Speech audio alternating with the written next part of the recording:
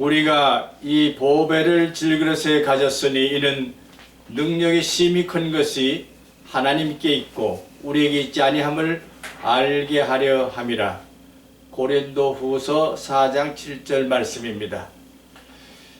오늘은 이 교회 공동체를 사회적 기능에서 조명할 필요가 있다고 생각해서 이 질그릇과 같은 교회가 사회적 기능을 대표하는 말로서 이해를 하고자 하는 것입니다. 일찍이 그 제임스 구스타프슨이라는 분은 바로 이 보배를 질그릇에 가졌다 하는 이 사회적 기능에 대한 이해를 한 바가 있습니다. 그는 교회를 자연 공동체 중에 하나다. 인간이 가지고 있는 자연 공동체 중에 하나다 이렇게 얘기했습니다. 이 자연 공동체는 인간 공동체를 말하는데요. 예를 들면은 어떤 공동체든지 출생으로부터 죽음에 이르기까지 모든 그 과정을 다 축하해주는 축하 공동체이기 때문에 그렇습니다.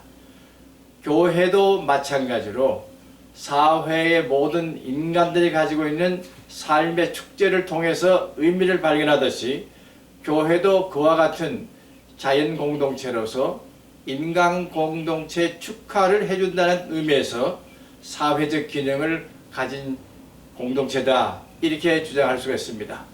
그러면 이 교회의 사회적 기능이라고 할 때 과연 구체적으로 어떤 것을 말할 수 있을 것인가, 이것을 생각해 볼 필요가 있는데요. 첫째로 우리는 이 교회는 어떤 면에서 보면은 이 문화 인류학적인 분석에서 자연 공동체를 하지만은 이 정치 경제적 입장으로 보면은 정치적 공동체다 이렇게 말할 수 있습니다.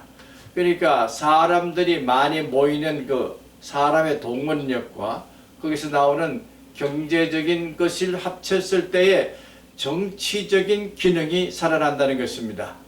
그러므로 오늘 교회는 오늘 사회에 있어서 이 정치적 기능을 발휘해야 한다는 것입니다. 정치적 기능은 무엇입니까? 그 당시에 가지고 있는 정치적 정체성에 대해서 교회가 가지는 정치적 정체성을 밝혀줘야 할 것입니다. 특별히 이 교회를 정치적 공동체로 보는 이 화란의 이 개신교 역사에 보면은, 특히 기독교 철학에서 보면은 이 사회 속에는 여러 가지 기능들이 많이 있다. 예를 들면 가장 기초적인 수적인 것입니다. 많은 수가 있다 이거죠. 이런 하나 둘 셋 넷 해서 모든 그 수적인 기능으로부터 순기능으로 올라가면서 뭐 생물학적인 기능이 있다든지, 그 다음에 이제 이 생물학적인 보다 조금 더 올라가게 되면은 뭐 윤리적인 기능이라든지, 그 다음에 이제 이 윤리적인 단위 위에 더 올라가면은 이 신앙적인 이 기능이 있다. 이렇게 해서 다차원적으로 문화를 이해하는 기독교 철학이었습니다. 그와 마찬가지로 이 사회 속에 있는 모든 그 정치적인 방향에 대해서 기독교적인 가치관을 가지고 바라보는 입장, 그것이 오늘에 있어서 교회가 해야 할 커뮤니케의 첫째 과제라고 할 수 있습니다. 팬데믹과 같은 이런 사회 속에서 정치적인 논리에 의해서 모든 것을 정당화하는 일발적인 이런 소위 말하는 사회를 빅브라더 사회로 만드는 이와 같은 것에 대해서 교회는 정치적인 성명을 할 필요가 있는 것입니다. 이것이 과연 정당성이 있느냐, 이것이 과연 적법성이 있느냐 하는 문제를 놓고 고민해야 할 것입니다. 그런 면에서 기독교 조직사회 속에 있는 단체들은 철저하게 정치적인 비판을 감할 수 있는 기본적인 자세를 가지고 커뮤니케에 임하여야 할 것입니다. 특별히 기독교 방송국이나 기독교 신문은 이때에 정치적 논설을 해야 할 것입니다. 논설이라고 하는 건 주장입니다. 그 주장을 명백히 하지 아니하면은 교회는 잘못하면 정치적인 놀이에 이용당할 수밖에 없습니다. 분명한 것은 정치적 선언을 할 수 있는 구체적인 훈련이 오늘 교회에는 필요하다는 것입니다. 특히 왜 그러냐? 많은 사람들이 많은 돈을 가지고 움직이기 때문에 그렇습니다. 사회적인 영향력을 가지고 있는 제1차 그룹, 소위 First Reference 그룹이 바로 교회이기 때문에 그렇다 그것이에요. 이와 같은 교회가 정치적인 논리에서 배제된다면 교회는 뜬구름 잡는 공동체 될 수밖에 없습니다. 그럼에도 불구하고 우리는 무엇을 조심해야 되느냐? 교회 전체를 대표하는 언론기관이 잘못 오도되는 것을 막아야 합니다.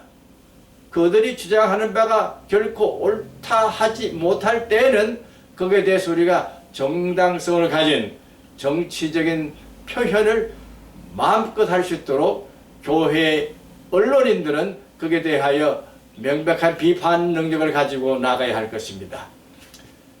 아마 일찍이 우리가 아는 대로 이 마틴 루터 킹 주니어 같은 사람은 적어도 비타협적 태도를 가져야 된다. 기독교는 그 사회에 대해서 비타협적인 태도를 가지지 않으면, 그 비판 능력을 가지지 아니하면 교회다운 능력을 다 감당할 수 없다는 것입니다.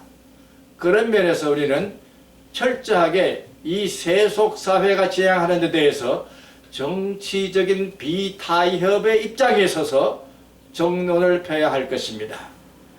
정치 공동체의 기능이 첫째 기능인 것을 교회는 자각해야 됩니다. 예수님의 선포도 그렇지 않습니까? 회개하라 천국이 가까웠느니라 하는 이 선언, 그것은 하나님의 정치적 선언이라고 우리는 생각해야 할 것입니다. 단순히 복음이라고 해서 그것이 중성적인 것이 아니고 구체적으로 어떠한 방향으로 우리가 지향해야 하느냐, 하나님의 나라라고 하는 참 공의로운 하나님의 사랑의 길을 트는 그와 같은 정치 역량을 오늘 시대에 유감없이 발휘해 주기를 바라는 것입니다. 그 다음에 우리 교회가 언어 분석적으로 본다면 언어 공동체에 속하는 것입니다. 언어 공동체. 우리는 특별한 언어를 가지고 있습니다. 교회는. 교회가 가지고 있는 언어는 전통적인 언어, 성서적인 언어, 신학적인 언어가 있습니다.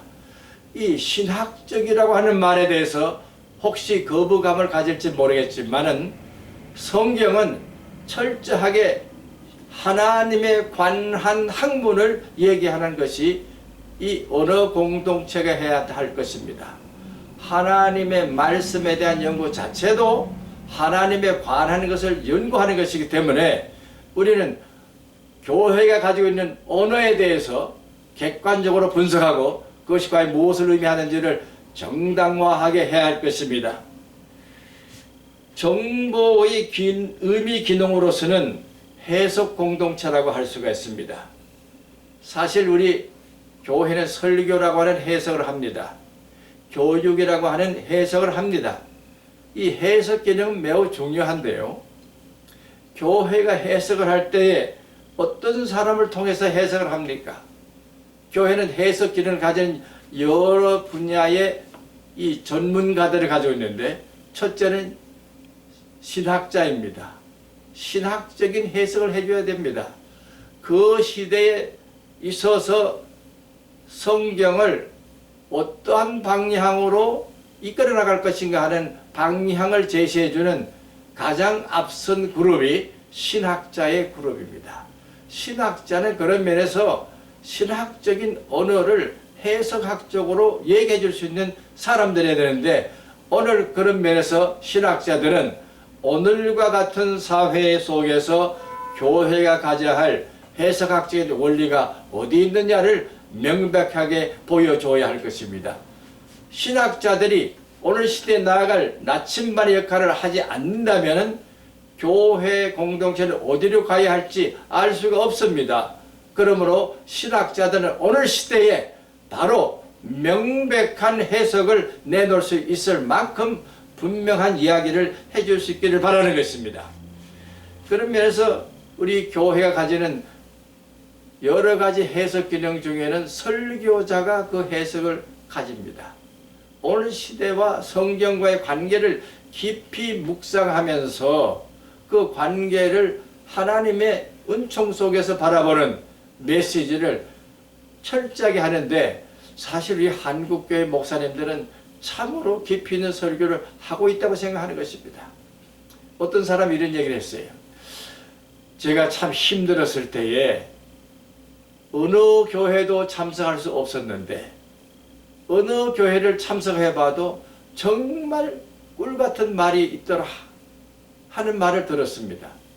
갈급한 심령들에게는 하나님의 말씀을 설교로서 해석해 주기 때문에 그들의 마음을 위로할 수 있는 것입니다.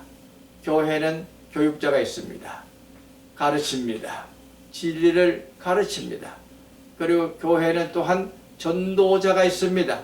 전도 역할을 하는 사람이 있습니다. 교회는 음악가가 있습니다. 교회는 또한 작가가 있습니다. 작가라고 하는 건 무엇입니까?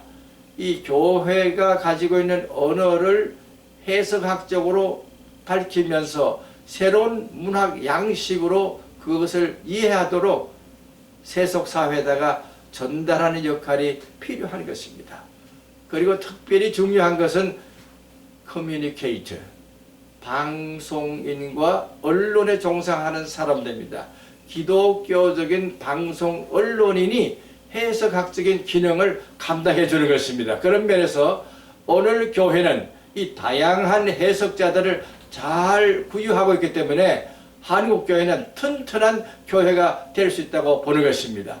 이미 우리 한국 기독교 안에는 이와 같은 다양한 크리스찬 커뮤니케이터들이 자리 잡고 있기 때문에 오늘 시대만큼 풍부한 기독교의 내용을 전달할 수 있는 전달 매체를 가졌다고 보는데, 이것은 하나님 우리에게 주신 큰 축복이라고 생각하는 것입니다.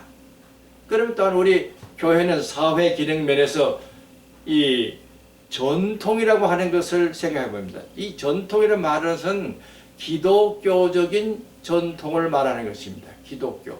그러니까 지난 4,000년이 됐든 5,000년이 됐든 유대 기독교로 시작해서 예수 그리스도교의 이 교회 기독교의 이 전통 속에서 볼 때는 우리 교회는 무엇을 해야 되느냐?